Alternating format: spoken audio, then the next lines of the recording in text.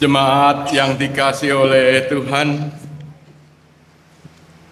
kita memasuki ibadah Prapaskah pertama. Kita sucikan dengan pengakuan penolong kita yang sejati adalah Tuhan yang menciptakan langit, bumi dan segala isinya, dan yang setia menepati janji keselamatan yang telah dinyatakannya. Amin.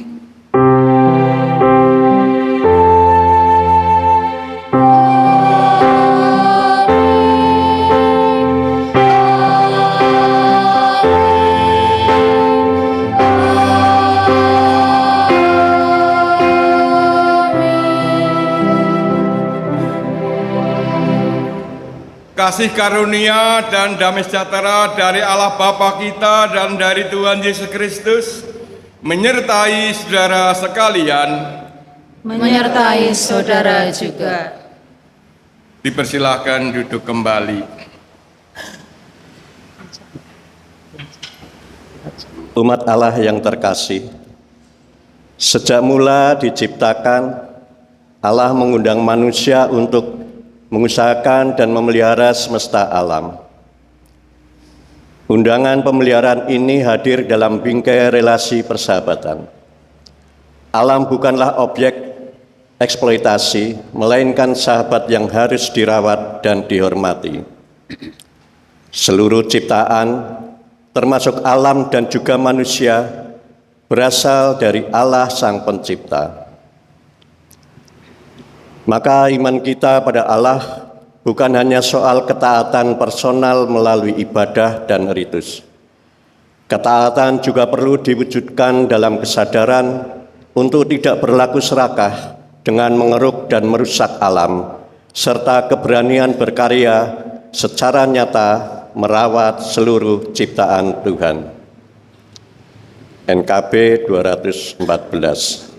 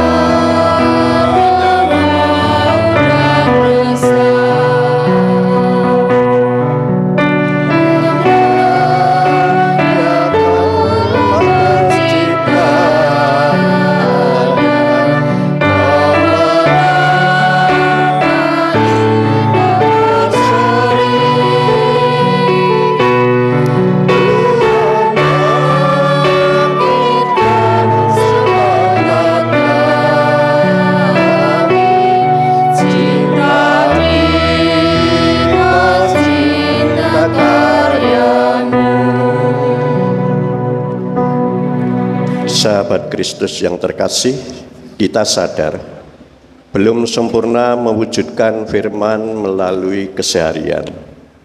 Ini saatnya dengan penuh kesungguhan kita datang kepada Allah, mengaku dan menyesal, serta memohon rahmat pengampunannya. Mari berdoa secara pribadi kepada Allah. Mari kita berdoa.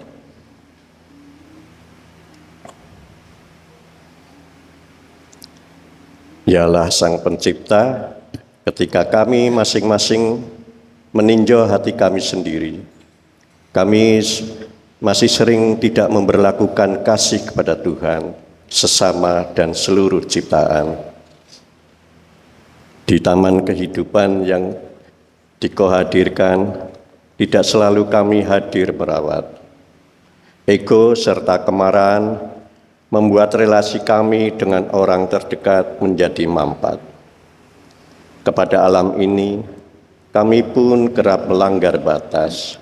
Sungai menjadi kotor, vegetasi hutan tak lagi lestari, bumi terluka karena ulah manusia. Ampuni segala dosa dan pelanggaran kami, ya Allah. Tataplah kami dengan sinar wajah-Mu, agar kami memperoleh hati yang baru, yang selalu tertuju pada kehendak-Mu. Mampukan kami memulihkan relasi dengan sesama dan merawat semesta. Di dalam Kristus kami mohon. Amin.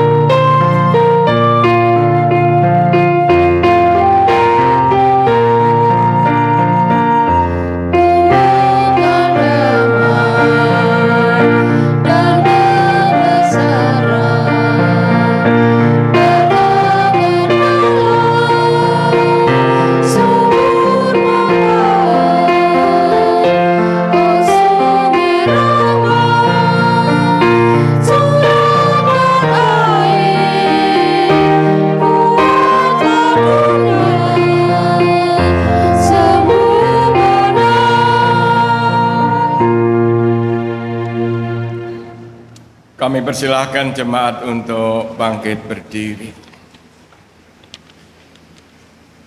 Jemaat yang dikasihi oleh Tuhan, sambutlah dan terimalah anugerah pengampunan dari Allah sebagaimana diwartakan di dalam surat 1 Yohanes pasal 3 ayat 23 sampai 24 yang mengatakan demikian. Inilah perintahnya, supaya kita percaya kepada nama Yesus Kristus Anaknya, dan saling mengasihi sesuai dengan perintah yang diberikan Kristus kepada kita. Siapa yang menuruti segala perintahnya, tinggal di dalam Allah, dan Allah di dalam Dia. Dengan inilah kita ketahui bahwa Allah tinggal di dalam kita, yaitu Roh yang telah Ia karuniakan kepada kita. Demikianlah berita anugerah dari Tuhan. Syukur kepada Allah. Langit menceritakan, kita nyanyikan PKJ 132 bait pertama dan yang kedua.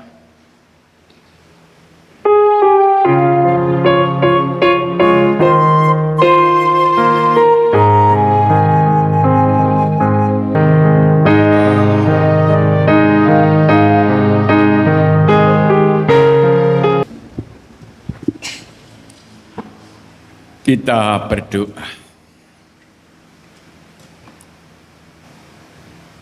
Bapa Surgawi, kami datang ke hadirat-Mu Tuhan, kami bersyukur kepadamu atas berkat penyertaan Tuhan. Kami dimampukan untuk beribadah. Kami dimampukan untuk memuji memuliakan nama Tuhan. Kami dimampukan untuk melakukan pertobatan di hadapan Tuhan, dan kami meyakini menerima pengampunan dosa dari Tuhan. Bersyukur kepadamu Tuhan, kami tetap merasakan berkat penyertaan Tuhan itu ada dan terjadi di dalam kehidupan kami masing-masing. Kami dimengertikan akan kehendak Tuhan yang harus terjadi di tengah-tengah kehidupan kami. Pada saat ini kami menyiapkan hati. Kami ingin mendengarkan firman-Mu. Kiranya Tuhan berfirman kepada kami, kami akan mendengarkan melalui hamba-Mu. Roh-Mu yang kudus menyertai kami satu persatu. Di dalam Tuhan Yesus kami berdoa. Amin. Bacaan pertama terambil dari Kejadian 2 ayat 15 sampai 17, dilanjut Kejadian 3 ayat 1 sampai 7. Kejadian 2 ayat 15 sampai 17, dilanjut Kejadian 3 ayat 1 sampai 7. Tuhan Allah mengambil manusia itu dan menempatkannya di Taman Eden untuk mengerjakan dan memelihara taman itu. Lalu Tuhan Allah memberi perintah kepada manusia, firman-Nya, "Buah dari semua pohon dalam taman ini boleh kau makan dengan bebas. Tetapi buah dari pohon pengetahuan tentang yang baik dan yang jahat jangan kau makan. Sebab pada saat engkau memakannya, engkau pasti mati." Ular adalah yang paling cerdik di antara segala binatang liar yang dijadikan oleh Tuhan Allah. Ular itu berkata kepada perempuan itu, "Tentulah Allah berfirman, 'Jangan kamu makan buah dari semua pohon di taman ini, bukan?' Sahut perempuan itu kepada ular, 'Buah dari pohon-pohon di taman ini boleh kami makan. Tetapi tentang buah dari pohon yang ada di tengah-tengah taman, Allah berfirman, jangan kamu makan ataupun sentuh, nanti kamu mati.' Tetapi ular berkata kepada perempuan itu, 'Sekali-kali kamu tidak akan mati.' Sebaliknya, Allah mengetahui bahwa pada saat kamu memakannya, matamu akan terbuka dan kamu akan menjadi seperti Allah, tahu tentang yang baik dan yang jahat." Perempuan itu melihat bahwa buah pohon itu baik untuk dimakan dan menarik untuk dipandang. Lagi pula, pohon itu diminati karena memberi pengertian. Lalu ia memetik buahnya dan memakannya. Ia memberikannya juga kepada suaminya yang bersamanya, dan suaminya pun memakannya. Lalu terbukalah mata mereka berdua, dan mereka tahu bahwa mereka telanjang. Mereka menjalin daun pohon ara dan membuat cawat bagi dirinya. Demikianlah sabda Tuhan.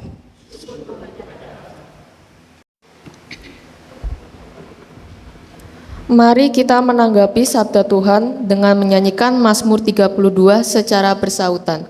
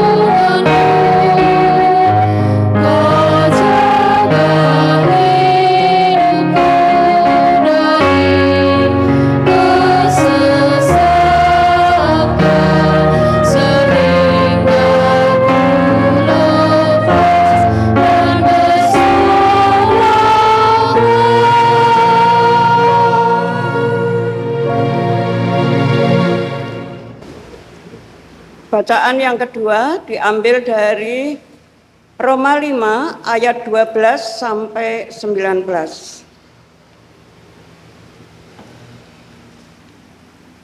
Sebab itu sama seperti dosa telah masuk ke dalam dunia melalui satu orang, dan melalui dosa itu juga maut.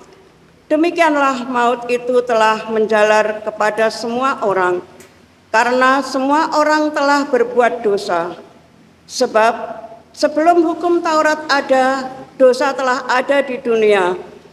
Namun dosa itu tidak diperhitungkan kalau tidak ada hukum Taurat. Sungguh pun demikian, maut telah berkuasa dari zaman Adam sampai zaman Musa, juga atas mereka yang tidak berbuat dosa dengan cara yang sama seperti pelanggaran yang telah dibuat oleh Adam, yang adalah gambar Dia yang akan datang. Tetapi karunia Allah tidaklah sama dengan pelanggaran Adam.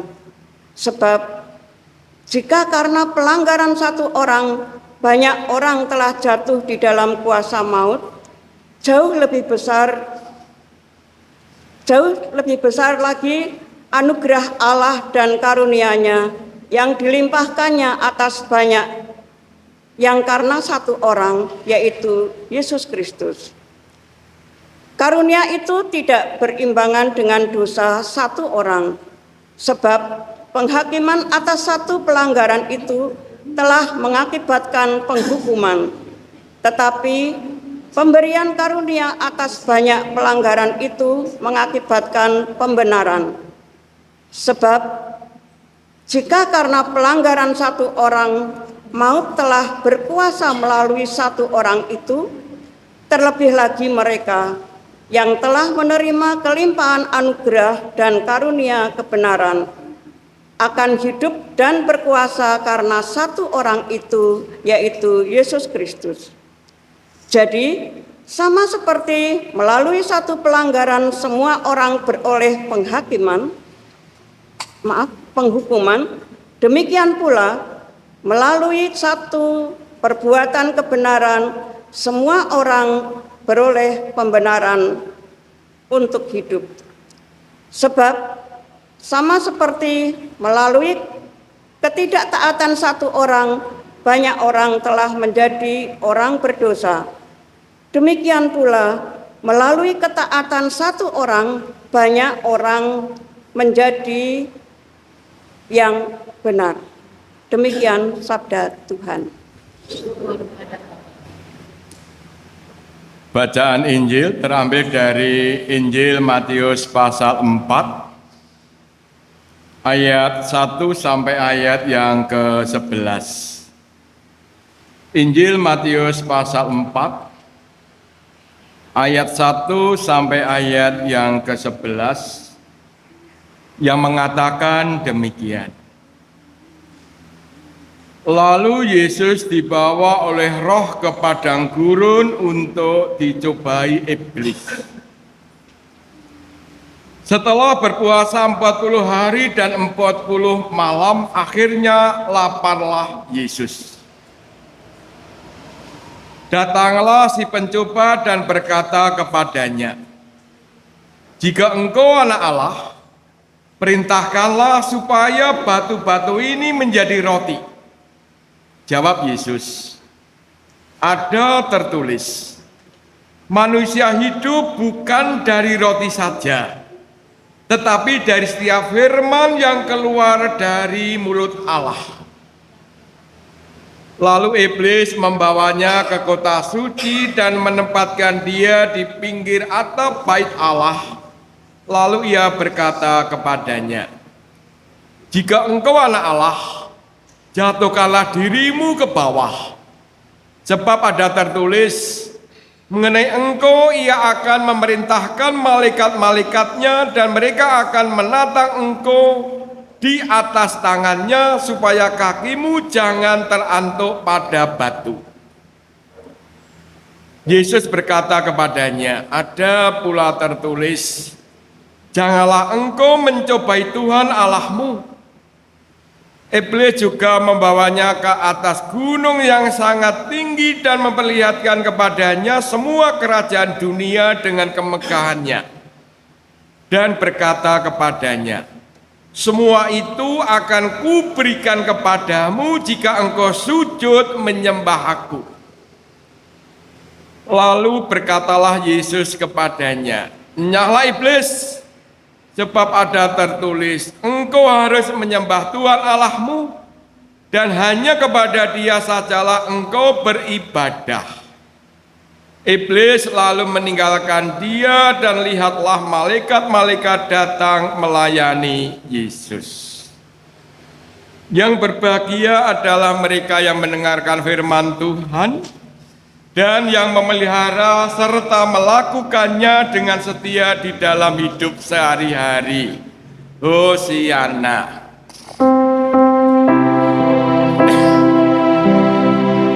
Hosiana,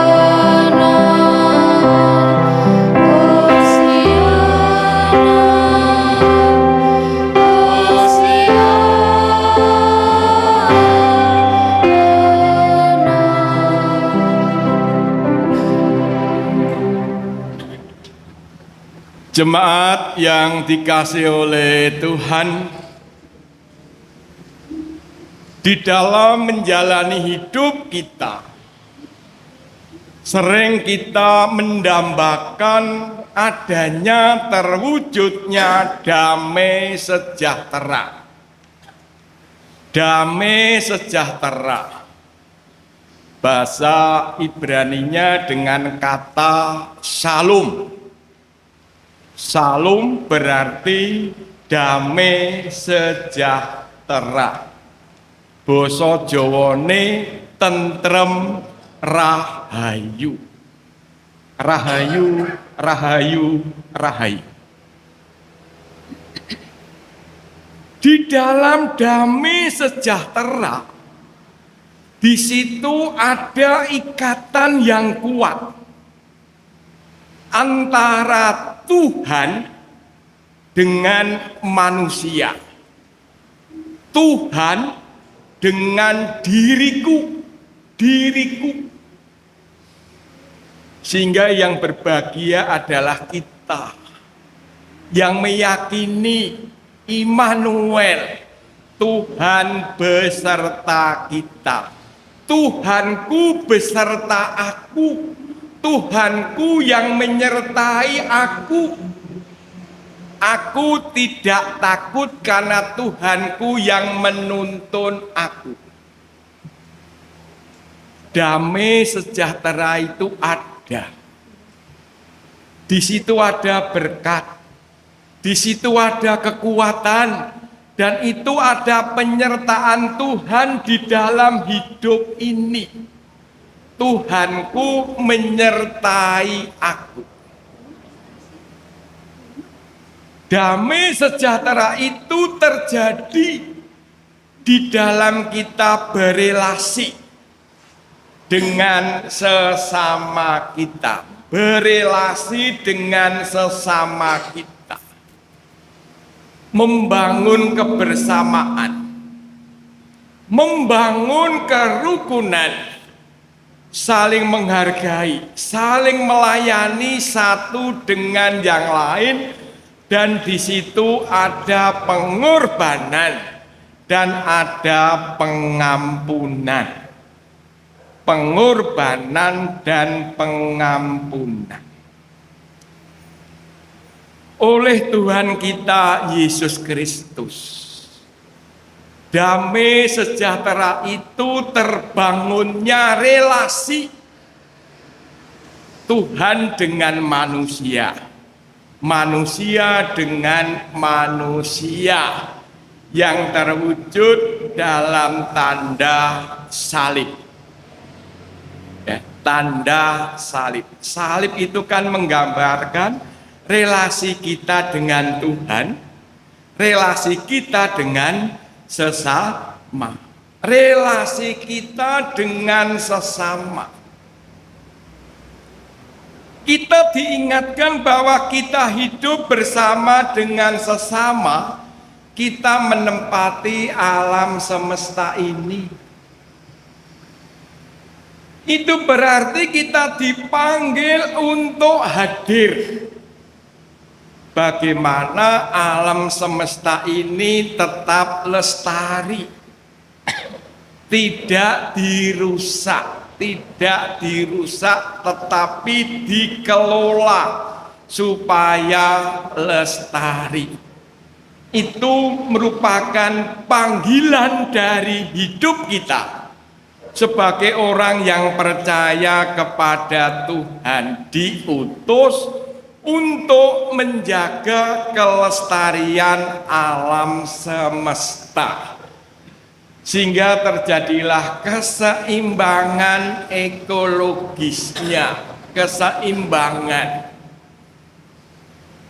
Jemaat yang dikasihi oleh Tuhan, gambaran ini nyata dilakukan di dalam suasana Taman Eden, di mana Adam dan Ibu Hawa hidup bersama di Taman Eden. Diberikan kepercayaan oleh Tuhan bukan sebagai pemilik, karena pemilik adalah Tuhan. Adam dan Ibu Hawa itu sebagai pengelola Taman Eden, pengelola Taman Eden. Semua boleh kamu makan, boleh kamu nikmati, tetapi satu tidak boleh kamu petik, tidak boleh. Semua boleh, tapi satu tidak. Tapi apa yang terjadi? Di dalam suasana damai itu terjadilah keserakahan, tidak terima dengan apa adanya. Kalau orang Jawa ada istilah nrimo ing pandum, nrimo ing pandum. Firman tadi mengatakan godaan dari ular kepada siapa? Adam, kepada Pawestri, kepada Hawa. Hawa itu dibujuk, Hawa itu dirayu, Hawa itu diingatkan akan perintah dari Tuhan. Godaan itu justru memberikan, kalau bahasa Jawa iming-iming, kalau kamu makan, kalau kamu petik, kamu makan, kamu akan melihat semuanya itu adalah kuasamu, sama seperti Allah. Godaan itu sangat kuat. Hawa itu lemah, sehingga Hawa itu memetik buah tersebut, lalu memakannya dan memberikan kepada suaminya, yaitu Adam. Berdua mereka makan. berdua mereka makan. Setelah makan, serta-merta tidak sadar mereka sudah pindah dari Taman Eden itu ke dunia. Taman Eden ke dunia dengan merasa malu. Keduanya merasa malu karena mereka telanjang. Mereka berdua berusaha mencari apa? Basa Jawane mencari daun untuk awer-awer, untuk menutupi aurat. Kita ingat, untuk masyarakat Papua, ya, menutup aurat laki-laki dengan apa? Dengan koteka. Itu yang dinamakan budaya. Adam dan Ibu Hawa itu mengambil daun untuk awer-awer, untuk menutupi auratnya supaya tidak malu. Berarti berpakaian.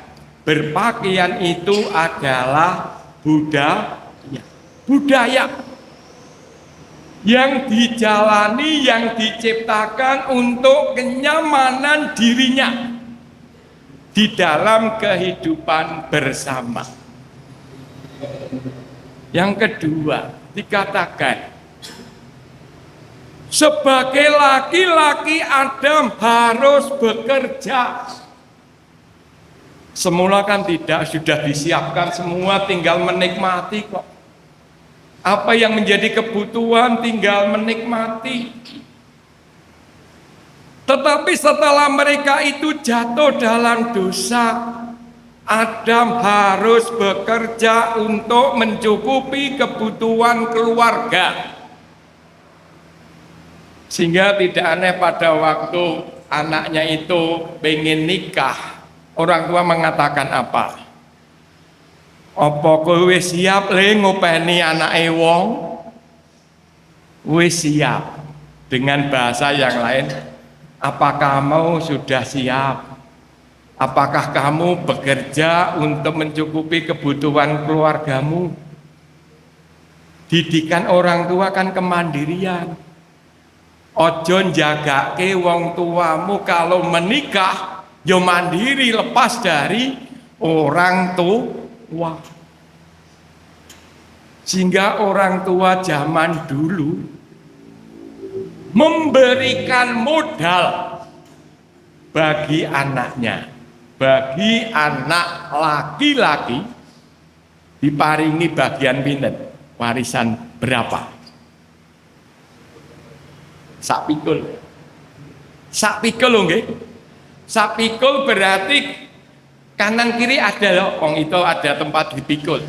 Laki-laki bagiannya 2. Perempuan sak gendungan. Sak gendungan. Itu modal warisan pemberian dari orang tua. Itu menandakan bahwa sebagai anak yang menikah itu harus mandiri, bertanggung jawab terhadap keluarganya. Silahkan untuk mengelolanya. Yang ketiga, dikatakan dari keturunan perempuan akan mengalahkan si iblis dari keturunan perempuan. Sehingga terjadilah peristiwa Natal, lahirnya Yesus Kristus.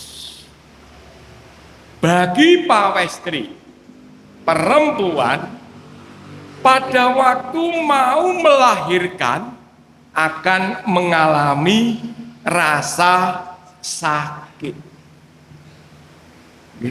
Mengalami rasa sakit. Walaupun zaman modern bisa sesar kan? Tetapi dikatakan tetap sakit itu Pak, sakit. Jemaat yang dikasihi oleh Tuhan, hal ini menandakan bahwa di dalam suasana kehidupan itu timbul rasa tidak nyaman. Karena apa? Karena keserakahan dari manusia itu. Keserakahan dari manusia. Adam dan Hawa itu serakah kok. Sudah diberikan semua, yang tidak diberikan hanya satu. Yang satu saja kok tetap diminta. Orang Jawa ada istilah peribahasa, dikasih hati, ngerogoh rempelo. Sudah dikasih satu kok, yang lain tetap diminta. Orang Jawa mengatakan kuwi serakah. Serakah. Serakah itu terjadi di dalam diri kita. Serakah itu terjadi di dalam kehidupan bersama. Di dalam kehidupan bersama. Keserakahan itu menimbulkan bencana. Kita dimengertikan. Banjir yang ada di Sumatera karena apa? Karena penebangan hutan. Penebangan hutan karena keserakahan dari manusia. Terjadinya kekacauan. Terjadinya korupsi. Karena apa? Karena keserakahan dari manusia. Sebagai orang Jawa, keserakahan itu terwujud di dalam mengupayakan yang dikatakan ada 3 istilah. Ada 3 istilah, yaitu tahu-tahu hilang, ya, tahu-tahu hilang. Serakah itu diwujudkan di dalam upaya untuk mencari statusnya. Orang Jawa mengatakan mengupayakan pangkat, derajat, dan semat. Pangkat, derajat, dan semat. Keserakahan itu timbul kok. Untuk mewujudkan pangkat, derajat, dan semat sehingga tidak menutup kemungkinan terjadilah menghalalkan segala cara. Menghalalkan segala cara. Sing baku waku itu. Dari bacaan Mazmur kita bisa melihat keserakahan dari Nabi Daud, Raja Daud. Sudah diberikan semuanya kok. Pangkat, derajat, semat itu telah diberikan, dinikmati oleh Raja Daud. Tapi dia serakah, ia menginginkan istri dari Uria. Namanya siapa? Betseba. Ia menginginkan istri dari Uria. Ia menghalalkan segala cara dengan kekuasaannya. Bunuh Uria. Tempatkan dia di depan medan perang supaya dia mati. Coba. Uria mati. Betseba diambil istri oleh Raja Daud dan punya anak. Ternyata anaknya itu mati. Kemudian lahirlah anak berikutnya yaitu Raja Salomo. Jemaat yang dikasihi oleh Tuhan, karena keserakahan. Tetapi di dalam keserakahan itu Raja Daud memberikan teladan. Ia diingatkan oleh Nabi Nathan dan ia mau bertobat kok. Mengakui menyesali dosa di hadapan Tuhan. Dan Tuhan mengembalikan Daud mempunyai relasi yang khusus dengan Tuhan. Hal ini menggambarkan kepada kita semua bahwa di dalam keterbatasan kita, di dalam kita melakukan dosa, dosa di hadapan Tuhan, kesalahan yang kita lakukan kepada sesama kita, terjadilah pertobatan. Terjadilah pertobatan. Terjadilah penyesalan dan terjadilah pembaharuan yang ada di dalam diri kita masing-masing. Terjadilah pembaharuan hidup. Sehingga di dalam kelestarian alam, bagaimana juga menjadi tanggung jawab kita. Bagaimana kita mampu untuk mengelola sampah. Sehingga ada sekarang program bank sampah. Di GKJ sini PEJ-nya apa ada koperasi bank sampah? Bukan dididik sebagai pemulung ya. Dan nanti diumumkan warga yang punya botol sampah-sampah nanti diambil oleh gereja untuk dikelola. Ada bank sampah. Dalam hal pertanian, apakah kita bersedia untuk menanam? Tanaman apa yang dapat saya tanam? Bahkan itu di halaman kita. Saya bisa membayangkan sekarang ini kalau harga cabai 1 kilo berapa, Bu? 90 ribu. Nah, pinten? Lah 120. Kita bisa membayangkan kalau masing-masing keluarga, ya, masing-masing keluarga yang mempunyai botol galon mineral, bukan sponsor dari air minum mineral loh ya saya, bukan, ya, bukan bagian pemasaran. Botol galon mineral itu kita tanami 10 pohon cabai. Kira-kira mencukupi kebutuhan keluarga tidak?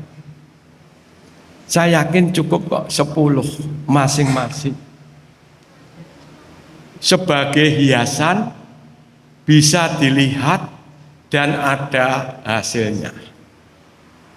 Saya mempunyai kebiasaan jelek. Saya suka nanam cabai saya tanam. Pada waktu berbuah, pada waktu warna cabai itu merah, istri kepingin metiknya, nggo nyambel bawang. Tapi saya penggak, ojo, iman-iman. Karena apa? Saya menikmati warna merah. Saya senang melihat pohon cabai berbuah lebat, warnanya merah.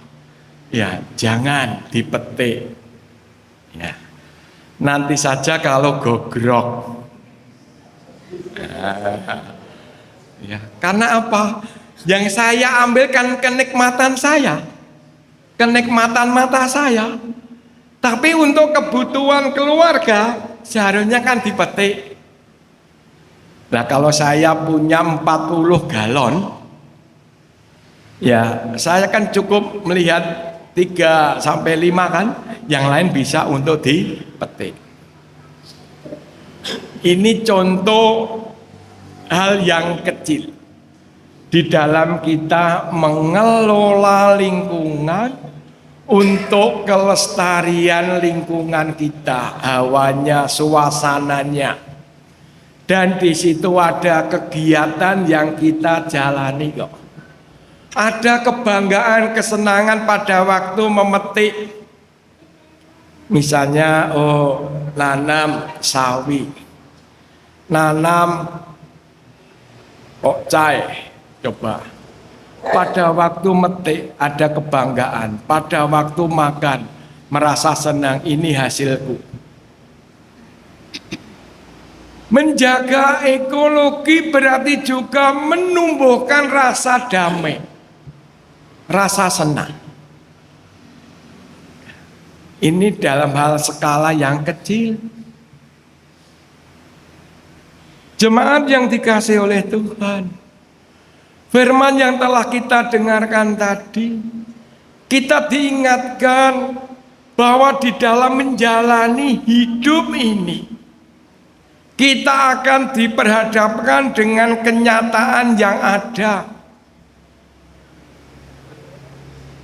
Tuhan Yesus memberikan gambaran akan kebutuhan dari manusia, kebutuhan dasar. Kebutuhan dasar kalau itu belum tercukupi, pasti berkonsentrasi untuk mencukupi kebutuhan dasar. Dan di situ terjadilah pencobaan. Sehingga tidak aneh, karena asik bekerja untuk mencukupi kebutuhan keluarga, nganti lali ora neng gereja. Ya, untuk mencukupi kebutuhan dasar.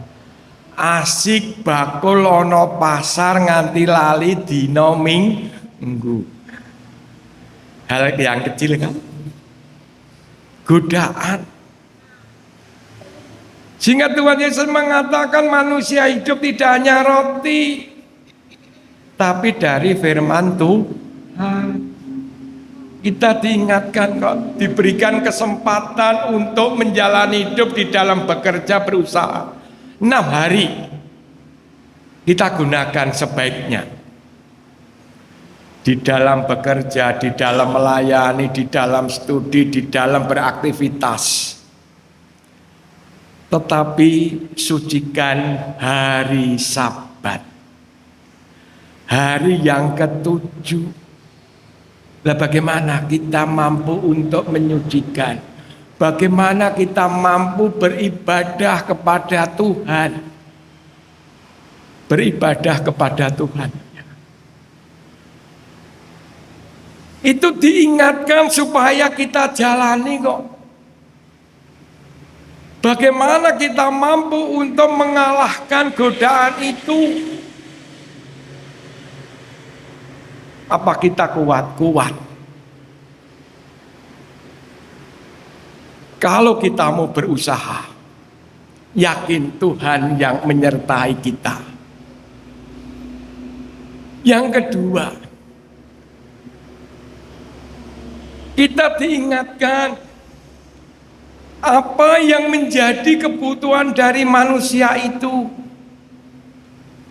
yaitu jabatan, kedudukan. Untuk mendapatkan apa kita bekerja, untuk mendapatkan apa kita belajar. Anak-anak studi untuk apa? Akhirnya kan yang diharapkan bisa bekerja sesuai dengan keberadaannya, sesuai dengan bidangnya. Di situ ada perjuangan yang harus dilakukan. Dan godaan itu juga terjadi di dalam mewujudkan pekerjaan.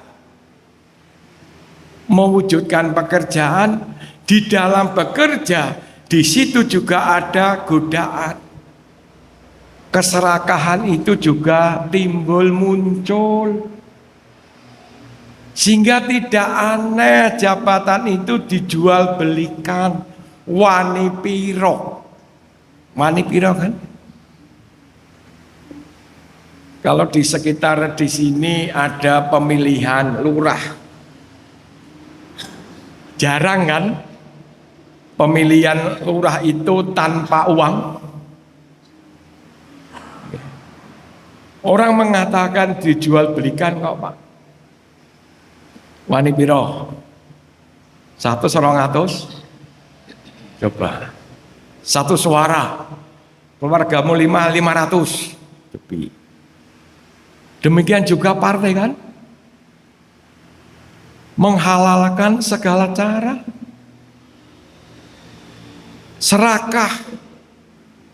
Akunnya harus ditonjolkan supaya jadi. Menghalalkan segala cara.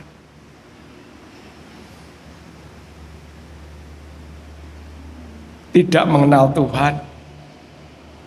Tidak mengandalkan Tuhan.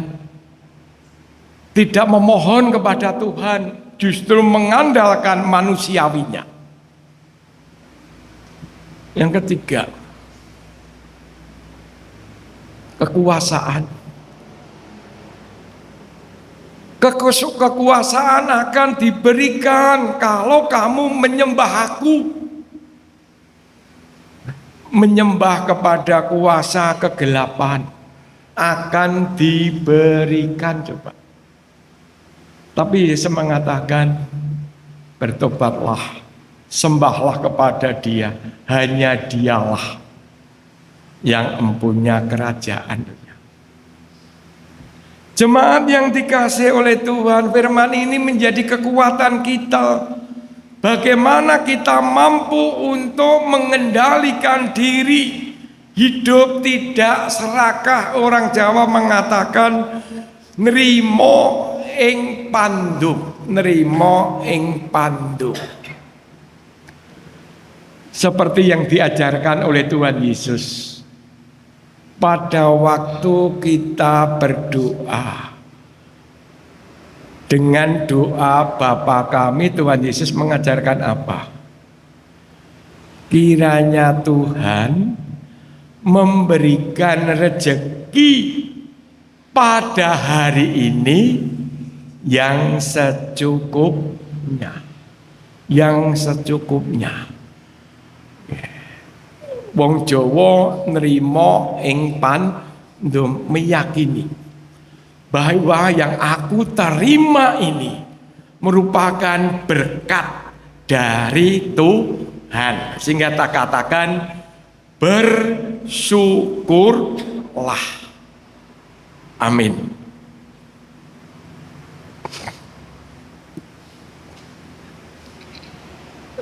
Kita hening sejenak saat teduh.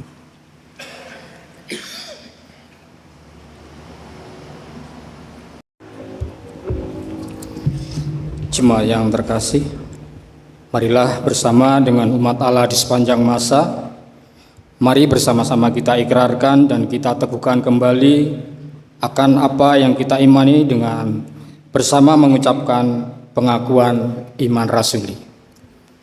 Aku percaya kepada Allah Bapa yang Maha Kuasa, Khalik langit dan bumi, dan kepada Yesus Kristus, anaknya yang tunggal Tuhan kita, yang dikandung daripada Roh Kudus, lahir dari anak darah Maria, yang menderita di bawah pemerintahan Pontius Pilatus, disalibkan, mati dan dikuburkan, turun ke dalam kerajaan maut. Pada hari yang ketiga bangkit pula dari antara orang mati, naik ke surga, duduk sebelah kanan Allah Bapa yang Maha Kuasa, dan akan datang dari sana untuk menghakimi orang yang hidup dan mati. Aku percaya kepada Roh Kudus, gereja yang kudus dan am, persekutuan orang kudus, pengampunan dosa, kebangkitan daging, dan hidup yang kekal. Jemaat dipersilakan duduk kembali. Kita berdoa.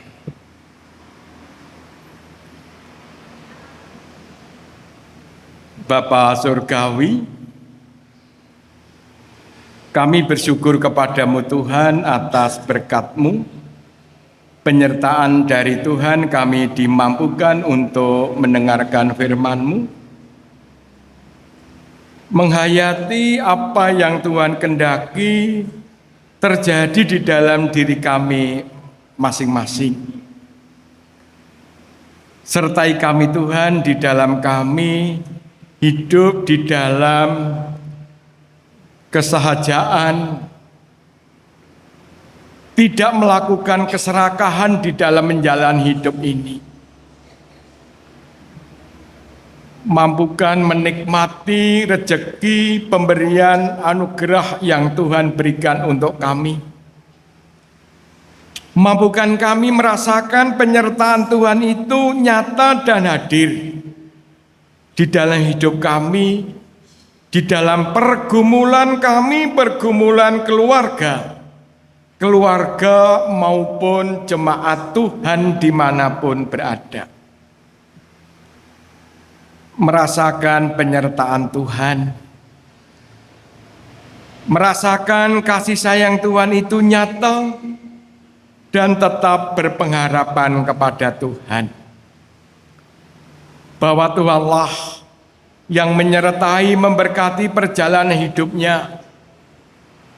Tuhanlah yang memimpin perjalanan hidup dari keluarga kami masing-masing.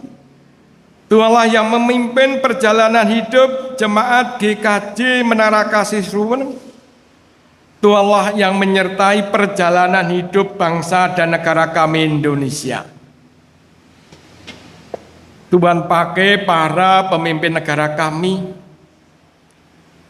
Tuhan pakai majelis GKJ Menara Kasih Suwung, pengurus komisi, panitia yang ada, maupun jemaat, bersama-sama merasakan tugas dan tanggung jawabnya itu nyata dan diwujudkan di dalam kehidupan bersama. Yakin Tuhan yang menyertai. Yakin merasakan damai sejahtera, yakin mengandalkan Tuhan. Di situ ada berkat yang dirasakan. Bersyukur kepadamu Tuhan atas penyertaan Tuhan. Jemaat bangkit di dalam mewartakan kasih Tuhan. Di dalam jemaat menjalani pemeliharaan iman untuk jemaat. Berkati sertai kegiatan-kegiatan program yang dijalani GKJ Menara Kasih Suwung, dimampukan untuk mewujudkannya, dirasakan di dalam kehidupan berjemaat, di dalam pemeliharaan iman, di dalam pewartaan kasih Kristus. Mampukan untuk menjalaninya. Mampukan untuk hidup bersama dengan masyarakat, di mana Tuhan menempatkan warga gereja dan jemaat Tuhan GKJ Menara Kasih yang hidup di tengah-tengah masyarakat Kebumen. Berikan kemampuan untuk bergaul, berikan kemampuan untuk saling menolong satu dengan yang lain, berikan kemampuan untuk melayani satu dengan yang lain, bersama-sama bertanggung jawab terhadap kelestarian alam semesta ini. Kami yakin Tuhanlah memberikan kemampuan, kekuatan, dan mampu untuk mewujudkannya. Mampukan kami untuk bersandar kepadamu. Mampukan kami terus untuk berikhtiar, berusaha.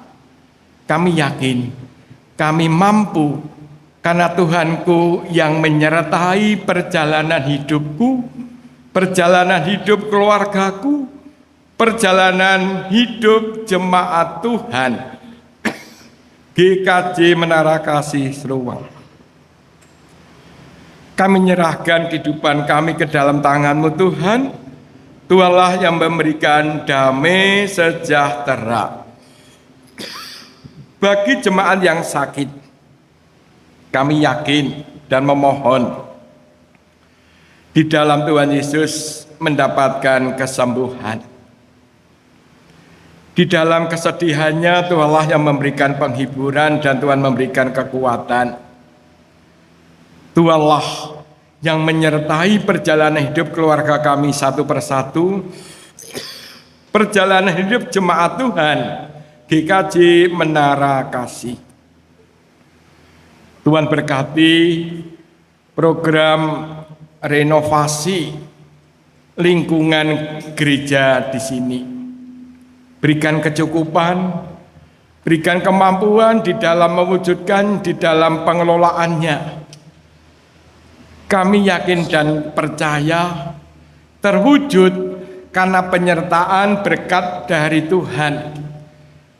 Terwujud karena kebersamaan dan tanggung jawab dari jemaat Tuhan GKJ Menara Kasih Sruweng beserta sanak saudaranya, keluarganya yang berada di rantau, alumni GKJ Menara Kasih Sruweng, bersama-sama mewujudkan apa yang menjadi harapan bersama di dalam penataan lingkungan gereja GKJ Menara Kasih Sruweng di sini.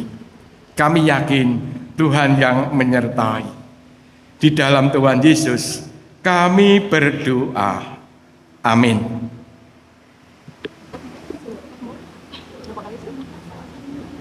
Jemaat yang terkasih, kita akan memberikan persembahan.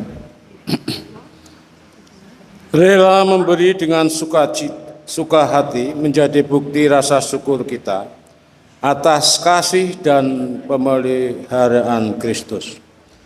Firman Tuhan menjadi dasar memberi diambil dari 1 Tawarik 16 ayat 29.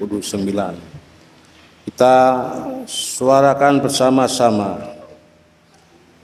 Berilah kepada Tuhan kemuliaan namanya.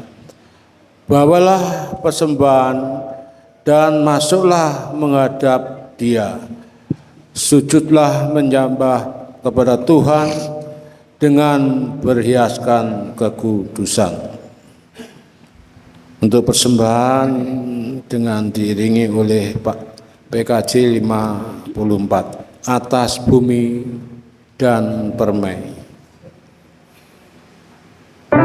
nan permai, atas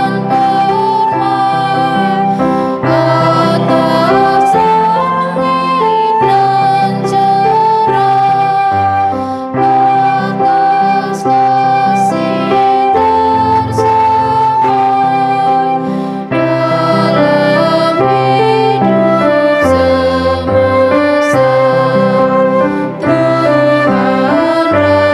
Raja semesta, bagimu syukur, puji dan sembah. Atas tiap kurnia pada bangkitan nyata, atas puji dan sembah,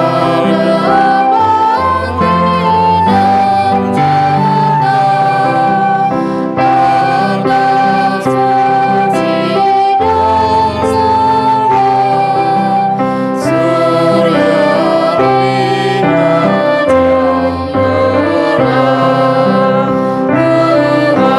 Tuhan Raja semesta, bagimu syukur,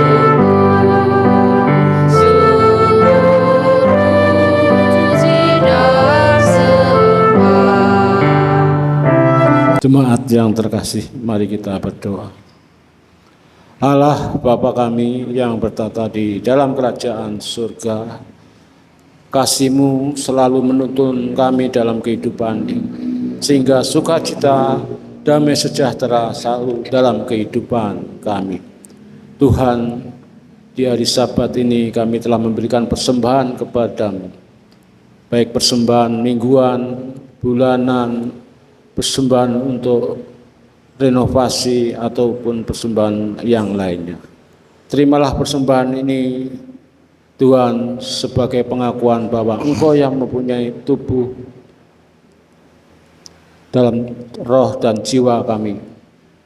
Terimalah persembahan ini Tuhan sebagai rasa syukur atas pemberian-Mu, sehingga kami dapat memberikan dengan sukacita.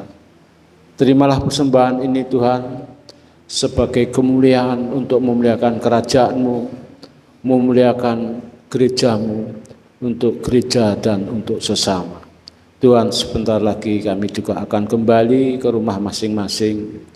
Bimbinglah pimpinan dalam perjalanan, sehingga apa yang menjadi kehidupan ini menjadi sukacita dalam kehidupan kami. Tuhan, kami juga berdoa seperti yang Engkau ajarkan. Bapa kami yang di surga, dikuduskanlah nama-Mu, datanglah kerajaan-Mu, jadilah kehendak-Mu di bumi seperti di surga. Berilah kami pada hari ini makanan kami secukupnya, dan ampunilah kami akan kesalahan kami, seperti kami juga mengampuni orang yang bersalah kepada kami. Dan janganlah membawa kami ke dalam percobaan, tetapi lepaskanlah kami daripada yang jahat, karena Engkau-lah yang mempunyai keadaan dan kuasa dan kemuliaan sampai selama-lamanya. Amin.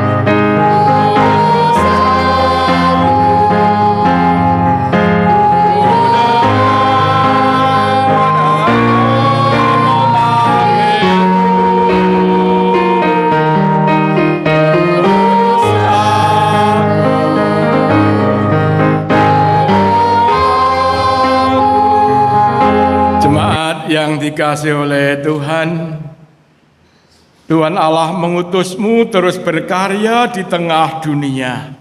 Bersama Tuhan kami siap berkarya di kancah dunia. Jadilah di dunia pribadi yang setia berkarya merawat semesta. Sebab kami rindu mempersaksikan Kristus Terpujilah Allah Bapa, Anak, dan Roh Kudus, yang tidak pernah memisahkan kami dari kasih-Nya sekarang dan selama-lamanya. Kiranya Allah Sang Pencipta menempatkanmu di sudut-sudut kecil ruang kehidupan untuk merawat seluruh ciptaan. Kiranya Kristus Sang Gembala Agung menemani ziarahmu agar tiap langkah juangmu selalu memuliakan namanya. Kiranya roh cinta kasih yang tak pernah menyesal telah mengasihi dunia, mengubah kata, karya, dan karsamu menjadi tanda-tanda rahmat bagi alam semesta. Kiranya Allah Trinitas Maha Kudus, Bapa, Anak, dan Roh Kudus bersamamu, kini, esok, dan sampai kita bertemu kembali. Pulanglah, Tuhan Allah besertamu. Amin.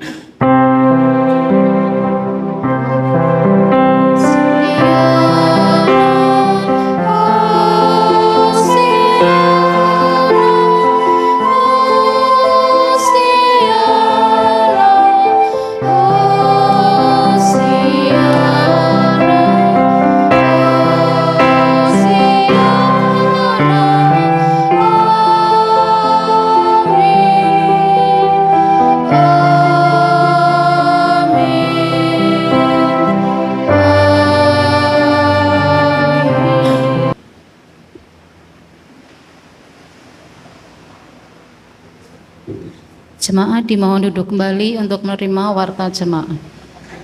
Bapak Ibu yang terkasih, warta jemaat kali ini sebagaimana yang telah diwartakan sebelumnya bahwa Minggu 22 Februari 2026 ini GKJ Menara Kasih Sruweng menerima pelayanan dalam rangka tukar pelayanan Firman Sinode GKJ, dan kali ini kita menerima pelayanan dari Bapak Pendeta Petrus Eko Budi Setiono STH Admin dari GKJ Susukan Gunung Kidul.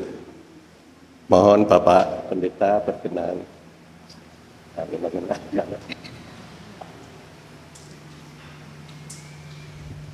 Jemaat GKJ Menara Kasih Sruweng yang dikasihi oleh Tuhan,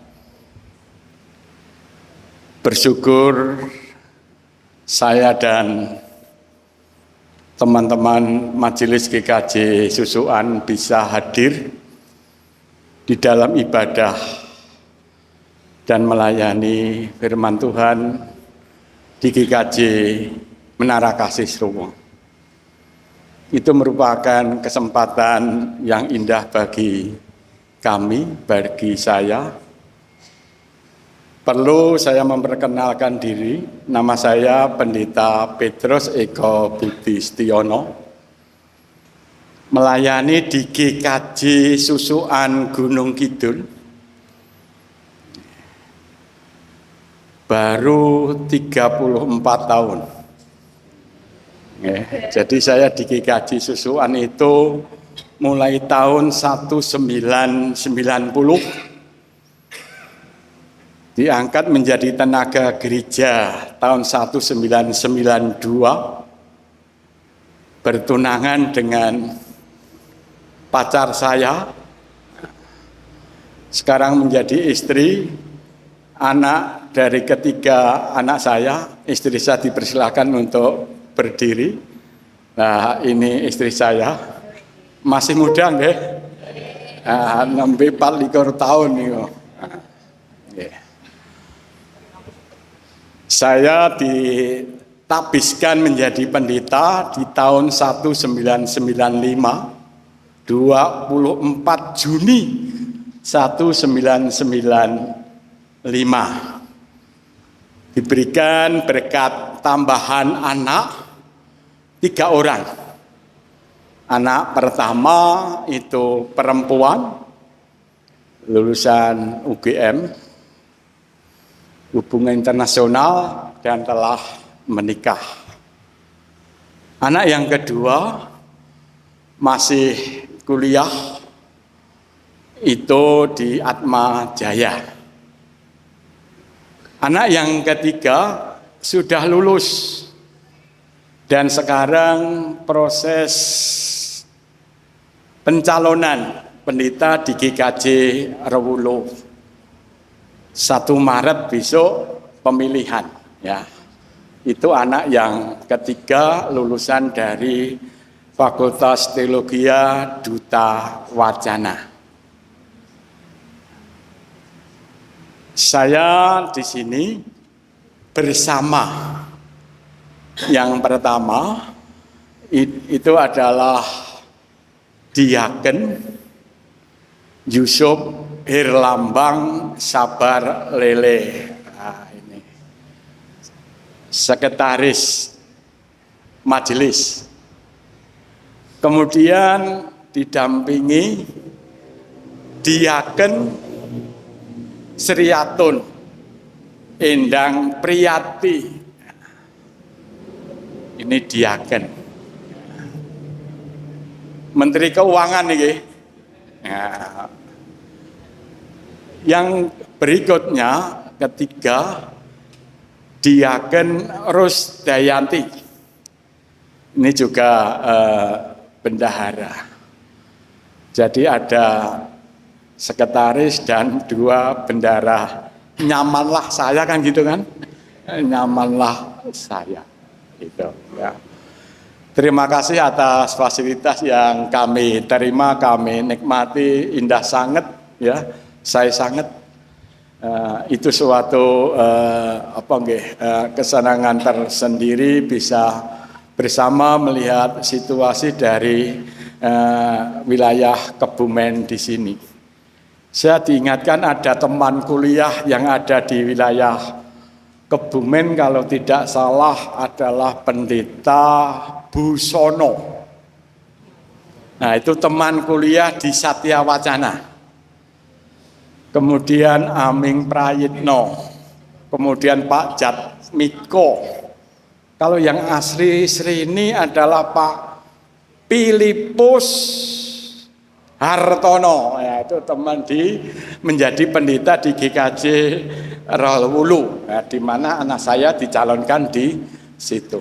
Leres nggih Pak Hartono asli mriki nggih?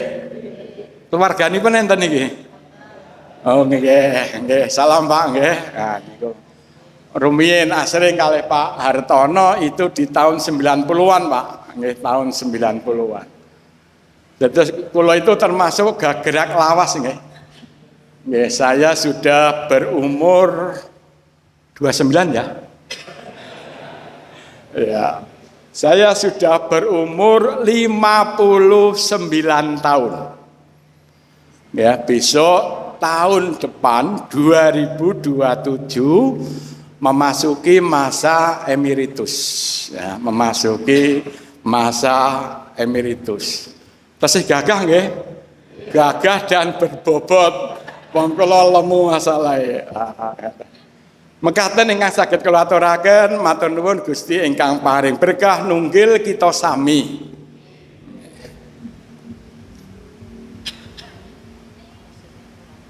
Matur nuwun Pak Petrus.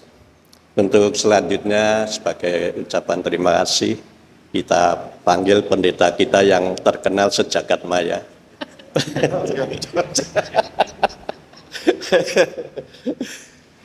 Shalom Bapak Ibu yang dikasihi Tuhan.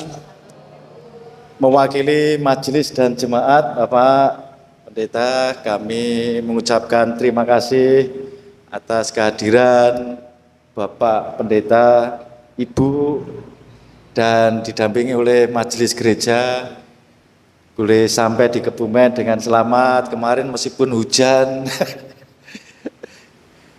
niatnya kami habis makan mau diajak jalan-jalan tapi hujan, jadi ya mohon maaf nggak bisa jalan-jalan malamnya Pak. Tapi kebersamaan tadi malam bisa pinanggih Bapak, Ibu, dan majelis, kami sudah cukup berbahagia. Dan khususnya hari ini terima kasih atas pelayanan Bapak Pendeta, khotbahnya mengingatkan kami. Mudah-mudahan besok ada bank sampah. Di sini belum ada Bapak, belum ada bank sampah, mungkin nanti ada bank sampah. Terima kasih sekali untuk pelayanannya. Saya di Gunung Kidul kemarin sudah disambut Bapak Ibu, dilayani oleh Bapak Pendeta dan majelis gereja luar biasa. Dan hari ini kita juga bisa menyambut rombongan dari Gunung Kidul, meskipun dengan segala kekurangan dan keterbatasan, kami mohon maaf yang setulus-tulusnya. Dan Bapak Ibu yang dikasihi Tuhan, beliau tadi sudah ngendiko punya putri nomor 3 Bapak Ibu, yang nomor 3 yang ragil itu calon pendeta GKJ Rewulu.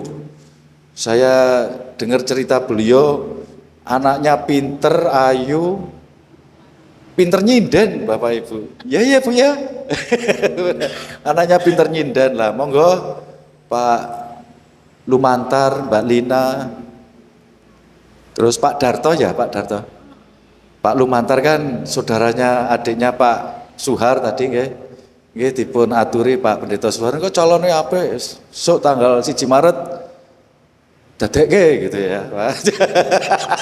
Lina kan banyak saudaranya di Riwulu ya, Lin. Mana Lina? Hilang.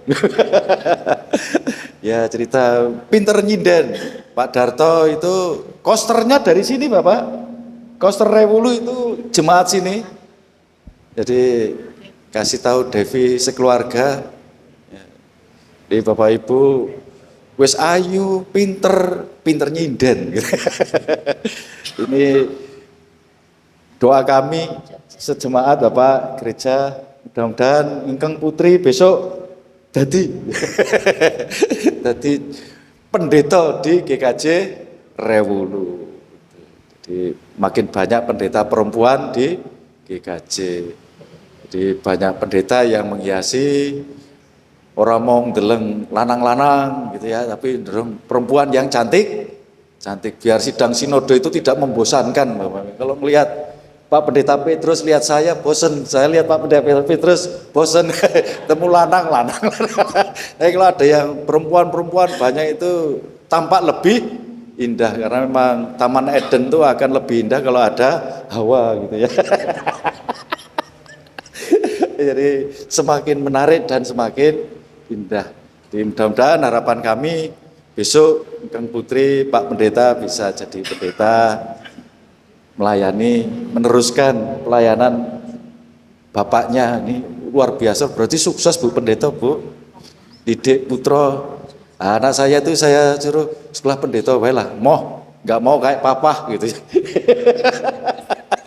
Berarti Pak Pendeta, Bu Pendeta sukses ini mendidik anak untuk mau jadi pendeta, ini luar biasa. Dan yang terakhir kami mengucapkan selamat jalan nanti ketika kondur rombongan ke Gunung Kidul. Sampaikan salam kami Jemaat GKJ Menara Kasih. Kami terus juga berdoa untuk GKJ Susukan semakin maju, berkembang, semakin banyak orang yang mengenal kasih Kristus, karena pelayanan beliau Bapak Pendeta ini luar biasa loh. Beliau ini kelihatannya seperti ini, tapi beliau seperti ini tuh maksudnya meskipun berbobot, tapi beliau ini pelayanan tanggap bencana ikut tim khusus untuk kebencanaan dari sejak mudanya sampai usia sepuhnya masih aktif dalam kebencanaan, ini luar biasa. Bahkan nggak cuma skala lokal, Bapak Ibu, sudah skala nasional. Jadi beliau ini luar biasa. Jadi mudah-mudahan makin maju, makin diberkati. Doa kami tahun depan 2027 juga makin diberkati untuk masa emeritasi Bapak Pendeta. Tuhan memberkati gereja untuk mempersiapkan masa emeritasi. Demikian yang boleh saya sampaikan mewakili majelis dan jemaat. Sekali lagi Tuhan memberkati Bapak Ibu Pendeta Petrus dan juga Bapak Ibu majelis gereja yang menyertai. Tuhan memberkati kita. Amin. Waktu saya kembalikan ke MC. Kok MC? Pewarta. Matur nuwun Pak Pendeta. Untuk warta selanjutnya, kami sampaikan penerimaan persembahan ibadah tanggal 15 Februari 2026, kantong merah 438.000, kantong hijau 443.000, perjamuan kudus 650.000, persembahan perjamuan kudus jempon 120.000,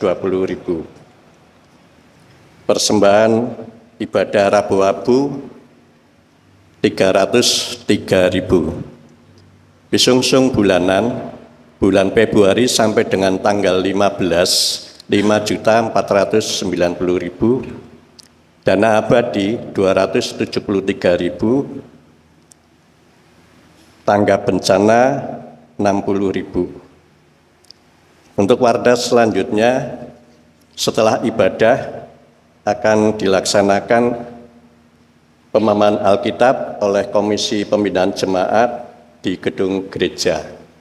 Ini sudah termasuk anak-anak nih sekarang, komisi. Jadi tidak hanya KWD, jadi sekarang untuk PA-nya keseluruhan. Kemudian pada hari ini nanti pukul 16 sampai dengan 18, Komisi Kepewartaan dan Kesaksian, Komisi Rumah Tangga, Panitia Pembangunan, Komisi Verifikasi akan menyelenggarakan rapat persiapan program kerja tahun 2026 di gedung gereja. Mohon masing-masing komisi untuk hadir berikut MPH. Selanjutnya sidang majelis. Sidang majelis akan dilaksanakan pada hari Minggu 1 Maret 2026 seusai ibadah, dan bila ada anggota jemaat yang memerlukan pelayanan gerejawi dapat menyampaikan kepada sidang majelis. Mohon perhatian jemaat. Untuk warga jemaat yang sedang sakit, mohon doanya, yaitu untuk Bapak Hadi Kuartanto yang saat ini sedang opnam di RSU PKU Seruang. Mohon doanya. Demikian warta jemaat pada pagi hari ini. Majelis mengucapkan selamat berpemahaman Alkitab. Tuhan Yesus memberkati. Untuk sesi selanjutnya foto-foto. Mbak, ini nanti minta tolong difotokan ya, selesai.